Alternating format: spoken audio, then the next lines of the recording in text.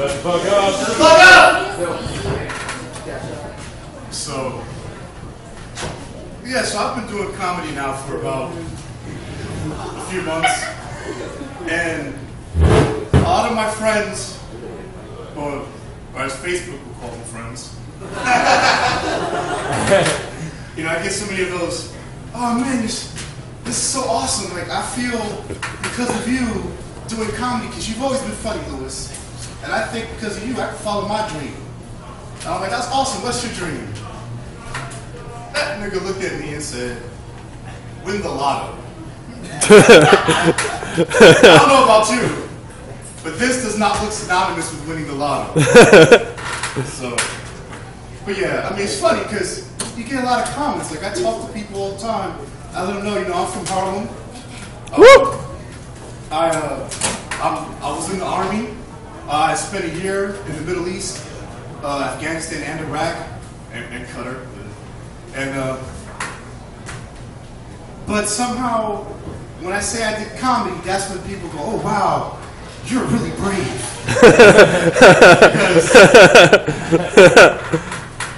But anyway, so,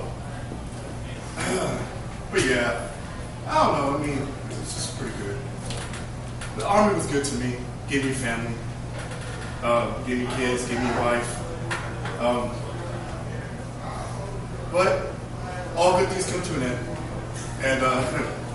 And I'm in the process of getting divorced right now. So, but that's okay.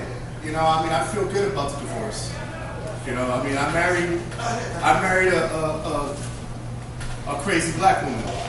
And I know some of you out there saying, Louis, isn't that just a black woman? And I'm like, no, she was a crazy black woman. Let you understand just what the limit was.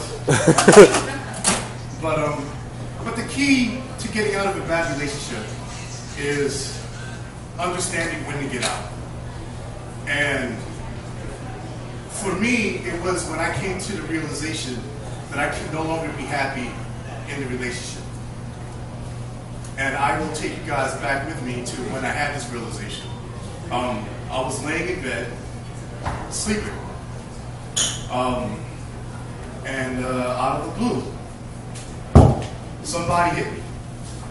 I jump up, I look around, and I see my wife. And okay, cool, you know what? I've been married about 10 years. It's not the first time I've been hit, but I was sleeping.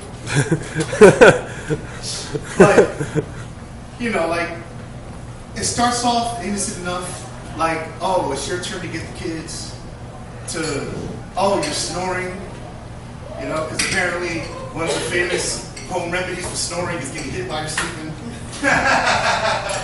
And then you get, well, then there was the third time where she caught me cheating.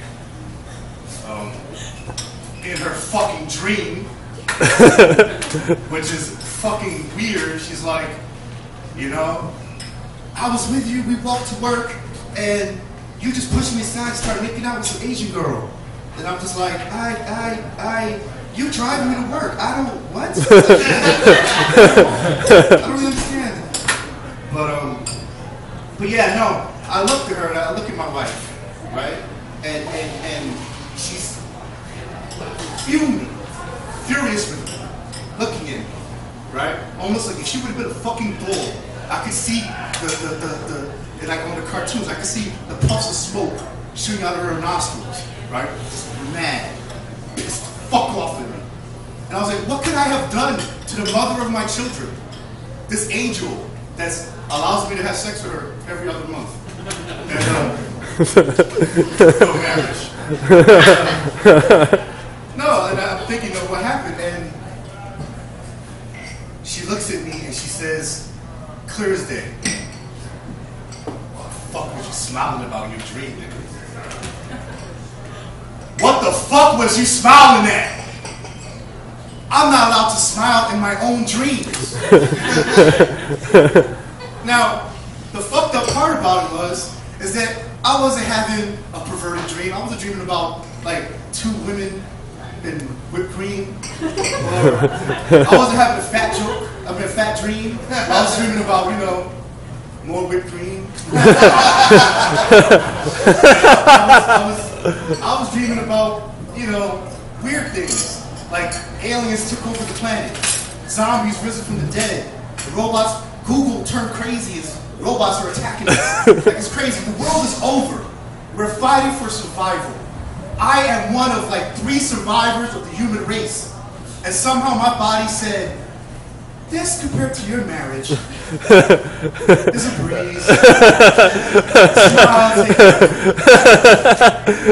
it. So, but yeah, you know, you hear a lot of people in bad relationships, and you'll hear a guy every now and then make a reference to killing his wife or hurting his wife or whatever.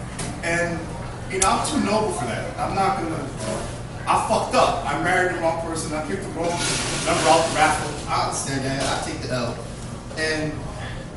But what I will do is, I'll save other men that I've seen go through the predicament and save them before they go down that downfall. And the closest I really come to actually having friends, because my ex-wife was crazy, was the people I see in movies. So let's take someone talked about Titanic earlier. Let's do Titanic. And I'm sitting there in the water, dog pedaling, looking at Rose, who is my wife, and I'm Jack, and I'm like, baby, you are going to survive this. You're going to grow old. You are going to have children. You are going to have to find your own piece of wood. I don't know. What are you doing? She's mad. It's like, oh, but I saved you when you were handcuffed. I was like, you know, thank you. You know, but you still got to find some wood. I mean, I thought I saw some over there. And she was like, well, I thought you loved me. You know, we made love. I was like, me? I fucked you in a car on a boat. That's somebody's list somewhere. Awesome. All right, guys, let's go to Kellam.